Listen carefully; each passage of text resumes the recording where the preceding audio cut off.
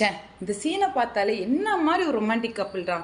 காலில் அடிப்பட்டா கூட அவன் ஆளுக்காக எப்படி கஷ்டப்பட்டு சமைச்சு வரான் அப்படிதான் நீங்க நினைச்சீங்க. அதே மாதிரி நினைச்சுதாங்க இந்த படத்தை போய் பார்த்தேன். பார்த்ததுக்கு அப்புறம் தான் இது மனித காதல் இல்ல, மனித கறி காதல்னே தெரிஞ்சுது. இந்த படத்தோட ஸ்டோரி என்னன்னு தெரிஞ்சுக்கிறதுக்கு முன்னாடி இருங்க ஒரு நிமிஷம் கார் துப்பிக்கிறேங்க.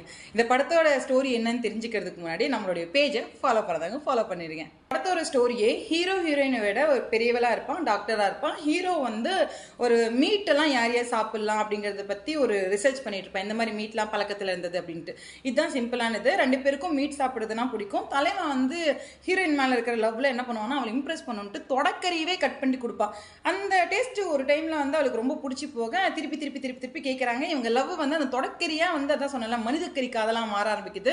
ஒரு ஸ்டேஜ்ல ஹீரோயினுக்கு வந்து இல்ல இந்த டேஸ்ட் என்ன பண்ணாலும் என்னை விட்டு போக மாட்டேங்குது, எனக்கு அதிகமா சாப்பிட்டா ஓகேவா இருக்கும் அப்படிங்கும்போது ஒரு பிளான் பண்றாங்க. அந்த பிளான் வந்து யாரையாவது போட்டு தள்ளிடலாம் அப்படின்னு சொல்லிட்டு ஒரு